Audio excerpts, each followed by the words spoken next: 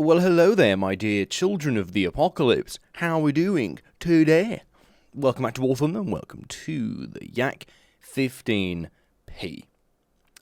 First things first, I am going to be introducing a bit of a story time into this particular video, but we'll get into that later. I just wanted to say thank you for the comments on most of the recent videos. I do try to go through most of them. There are some that do kind of pose the question, why am I still making content on the game I don't enjoy, made by a developer I don't enjoy, by a player base that is not enjoyable? And I'm just going to say it's because I can. Because I like ranting, and at the moment, this is a great platform for me to do so. It's almost like Twitter, but in a video format. Speaking of Twitter, please do give me a quick yoinky follow. And so yeah, this video is entirely made around the Red Beast, oh boy, Stalin's rocket. I think there was an expression an old YouTuber called Jnorbs used. He said it was a pea shooter with a jet engine. Now, since at the moment I'm not fortunate enough to have a time machine in my possession, I'm going to have to resource to a different method to show you some content from back in the day. So we're taking a trip back to patch 1.31, which was in 2013. So I was, I believe, 16 at the time, and I had been playing the game for what must have been a year. I reckon it must have been about a year that I was playing the game for. It looked way different back then, and I'm going to try to also find some arcade footage here, probably from Baronfin Games. Man, that actually looks really, really good. I'm looking at the source material here for what I'm trying to talk about, and I think the game looked fantastic back then. Yeah, if you think about the motion blur and maybe some, jaggedy pixels on some of the text, but can we all agree that it's 2019, nearly 2020, and unlike my vision, this hasn't changed one bit. The game looks the same. I mean, they haven't changed anything to do with the general HUD mechanics. I reckon that the PNG icons that they use for how many tanks are still alive, they're probably still the same. I mean, I don't see a difference. So, it obviously begs the question, what has been done to the game? What has the theOrangeDoom have updated? But I can't shake this feeling of playing with nostalgia. I recently spent a good couple of hours playing Need for Speed Hot Pursuit 2, which is a game from 2002. And I don't know why, but within 5 minutes of playing the game, I fall in love with the graphics, even though they're jaggedy and old, and there's a level of nostalgia that where you think about, if you think right now of a game you played 10 years ago, in your memory, that game looks amazing. Probably the graphics look amazing. And if you were to open that game today, it would look a bit dated. With War Thunder, I always get this feeling that the game that I'm looking, it looks better than the game that I'm playing at the moment. And it's been 4-5 years of development time, during which nothing has really changed for the better. Now, yeah, the color dissipation is fantastic. I think the way that shadows fall, the way that light reflects off of the aircraft's fuselage is fantastic. But then pair that with the way that the border of the map looks, and how the mechanics of AI and the tanks that are driving on maps, and the way that shells interact and server desynchronizations happen, and the clouds, and yeah, let's get into the gist. The Yak 15p, as we can see right here, is a fantastic plane for one thing, one reason, one purpose. For being used as the ultimate masturbator. No, Jesus Christ. It's alright, I'll cut that thing out in post. I can't keep my shit straight.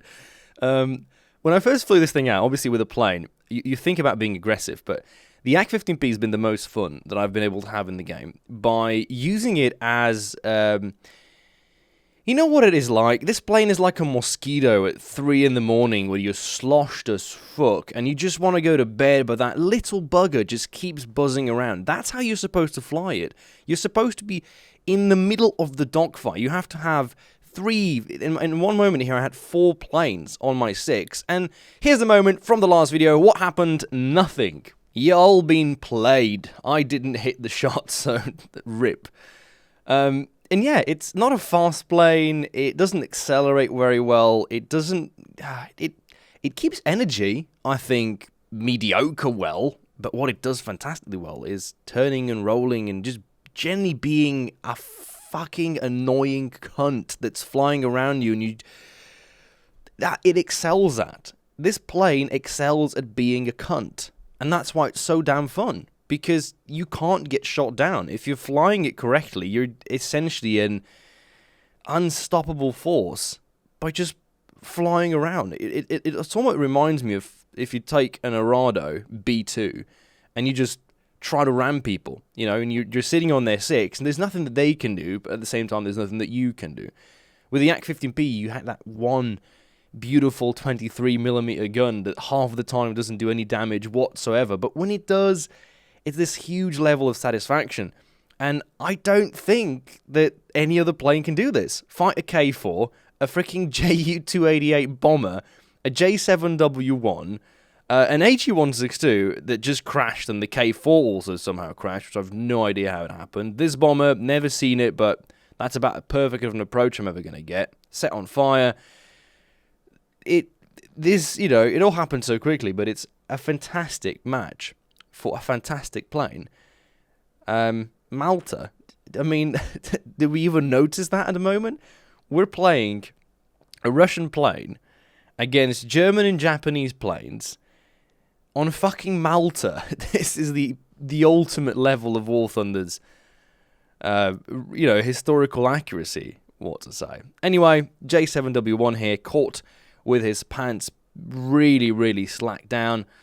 And that's going to be the second kill that we get. Now we're going to also follow along with the K4. And once you drag the enemy team this low and this slow, you really are in a very advantageous position. And here the K4's got not a lot of options. I personally, if I was him, would have turned directly into me, forced to head on as early as possible.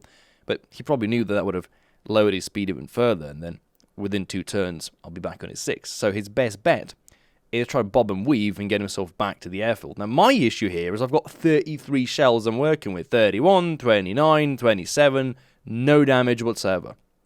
It's a difficult plane to use. The cannon's not in the middle. It's not centered in any shape, way, or form. So it takes a lot of practice. Now, the good thing is it doesn't have good stealth belts. The stealth belts on Russian 23s are rubbish. Purely armor-piercing shells, so by not having to use them, or by not having the need to use them, the air belts do a bit more damage. Now, I would have loved to say that what I ended up doing now is that I waited for my teammates to die and then solo carried the game by first climbing to 15,000 feet. Yeah, nothing happened, because the last enemy player, I think, just dies or crashes or whatever, so that is it. We wasted 40 out of our 60 shells. We got 3 kills. We made 2 players crash in the gist of all the dogfight. I think that's a damn good achievement, as is, ripping your flaps off. I think the Yak 15P is a fantastic plane for people who are in a similar position to me, which is where you don't really give a fuck about the game anymore, but you still want to have a little bit of fun. You have to really look outside what is standard. For me, I'm still a person who loves grinding, and I'm not going to lie, if War Thunder permitted, right, if the ability to have every vehicle spaded was actually possible, and there was an actual reward at the end of it, like a title, like a decal, like a skin, like a, balance game, then yeah, I'd still be doing it, and I'd probably do it on a different account. I'd do the green Doom, I'd, make the blue Doom an active account, whatever, but in the current state, I think going for a plane like this, having a wonky performance, having a wonky experience, just beats any kind of standardized game you might play.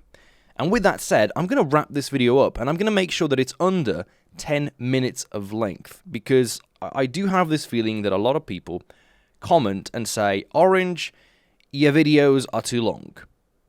It's like, the 10-minute mark. You're trying to milk it for that extra revenue.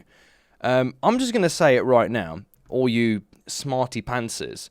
YouTube ad revenue in the past month has yielded me a total of a whopping $68.52, which I'm going to just say right now ain't worth piss all.